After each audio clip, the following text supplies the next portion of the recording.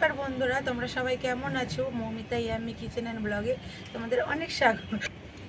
এদিকে সরে দেখো আজকে আমি বানাবো আলুর পরোটা। আর আলুর পরোটাটা আমি কিভাবে বানাচ্ছি সেটা তোমরা পুরো ভিডিওটা দেখো, স্কিপ করে কিন্তু দেখবে না, তার জন্য পুরো ভিডিওটা দেখতে হবে।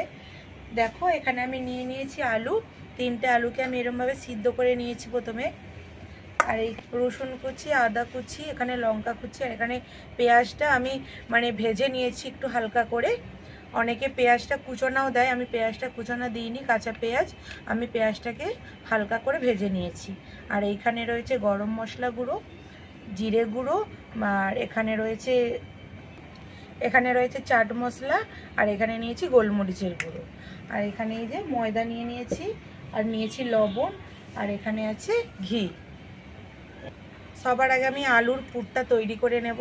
তো পুরটা কিভাবে তৈরি করছি তোমরা সেটা দেখো, আর স্কিপ করে কিন্তু দেখবে না, পুরো ভিডিওটা দেখবে।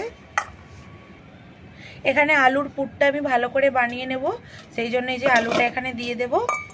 দিয়ে কিন্তু আমি আলুটাকে একটু ভালো করে প্রথমে মাখিয়ে নেব। ওই যে প্রবাসীর বাবু আলুর পরোটা খাবে তো? হ্যাঁ। কেমন লাগে আলুর পরোটা খেতে? ভালো। কত ভালো? অনেক ভালো।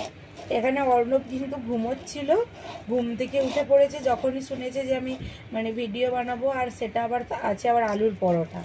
ও তো ভীষণ খুশি, আলুর পরোটা খাবে, সেই জন্য ঘুম থেকে উঠে চলে এসেছে আমার কাছে। আলুটা এই যে দেখো এখানে কিন্তু আমি ভালো করে মেখে নিয়েছি। এইবারে বাকি যেইগুলো দেখালাম এগুলো সব আমি দিয়ে দেব। রসুন কুচি দিয়ে দেব, আদা কুচি, লঙ্কা কুচি, আর এখানে পেঁয়াজ যেটা ভেজে রেখেছিলাম এটা দিয়ে দিলাম। এখানে গরম মশলা দিয়ে দিলাম, এখানে জিরে গুঁড়ো, চাট মশলা, আর এখানে গোলমরিচের গুঁড়ো, সব দিয়ে আবারও ভালো করে মেখে নেব। পরিমাণ মতো দিয়ে দেব লবণ। লবণটা দিয়ে আমি ভালো করে এটা মাখিয়ে নেব।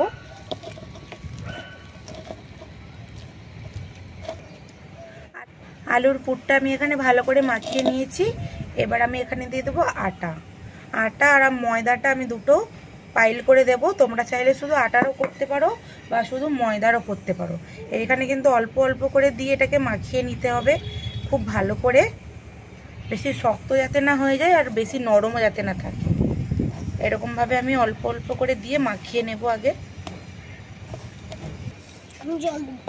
জল আমার আটাটা মাখানো হয়ে গেছে আলুর পুরটার সাথে। এখন এটাকে আমি অল্প একটুখানি ঘি দিয়ে ভালো করে মাখিয়ে রেখে দেব। 15 থেকে 20 মিনিট এটা আমি মাখিয়ে চাপা দিয়ে রেখে দেব। আর এর বদলে তোমরা বাটারও দিতে পারো, আমি বাটারটা দিচ্ছি না, ঘিটাই দিয়ে দিলাম।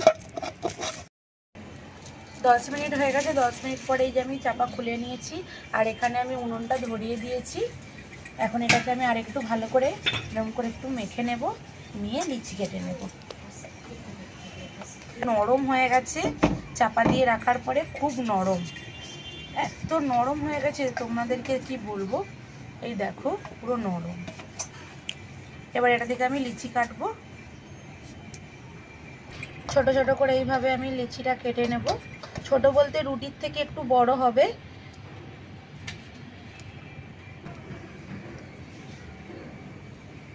আমি এইভাবে কিন্তু লিচিগুলো কেটে নিয়েছি সবগুলো।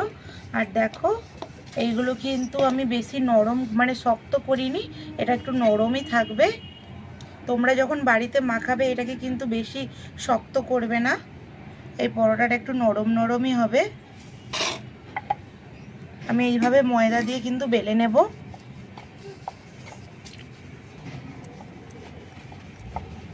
আমার তাওয়াটা গরম হয়ে গেছে, এই যে একটা বেলে নিয়েছিলাম দিয়ে দিলাম। আর আজকে কিন্তু আমি কয়লাতে রান্না করছি না, আজকে আমি কাঠে রান্না করছি।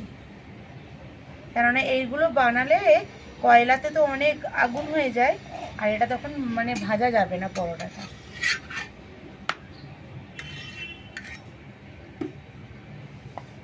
আর ততক্ষণ আমি আবার একটা বেলে নেব। এইবার আমি এখানে দিয়ে দেব ঘি। চাইলে তোমরা বাটার দিয়েও ভাজতে পারো বা সাদা তেল দিয়েও ভাজতে পারো। আমি এখানে এটা ঘি দিয়ে ভাজছি।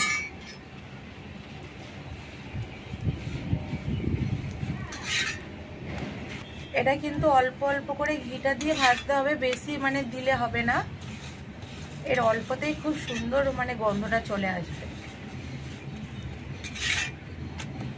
দিতে হবে, দেখো ওপরটা লাল লাল হয়ে গেছে, আর ভাজা হয়ে গেছে। এইবার আমি এটা তুলে নেব। আবার এই যে একটা বেলে নিয়েছিলাম, এটা দিয়ে দেব।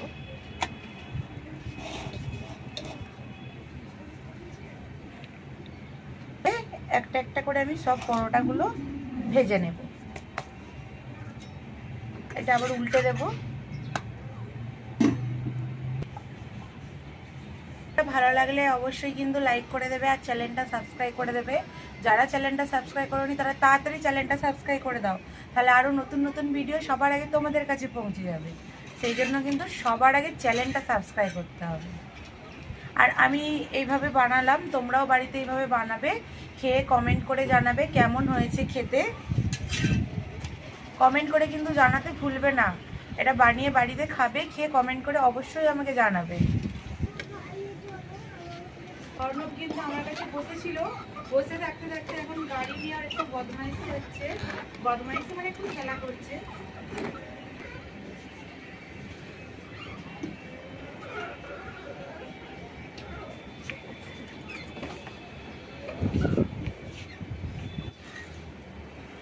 এইভাবে আমি সবগুলো বানিয়ে নিয়েছি, তাই তো। এখানে পরোটাগুলো সব বানানো হয়ে গেছে, এই যে। আর এই পরোটাগুলো কিন্তু মানে খুব নরম হয়েছে, এই দেখো কতটা নরম হয়েছে পরোটাগুলো। আর খুব গরম, আর নরম যেমন গরম সেরকম। আর এই যে দেখো রসুনের কুচিগুলো, দাঁড়াও তোমাদেরকে প্লেটে নিয়ে দেখাচ্ছি। এই দেখো রসুনের কুচিগুলো কত সুন্দর দেখা যাচ্ছে।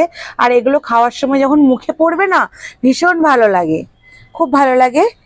এখন এই যে অর্ণব বসে পড়েছে, অর্ণবকে দেবো, অর্ণব এখন খেয়ে বলবে কেমন হয়েছে। না বাবু খা, খাইয়ে দেবো, দাঁড়া একটু খাইয়ে, গরম ফুদে। আর ভীষণ নরম হয়েছে, খুব নরম, খুব নরম হয়েছে পরোটাটা।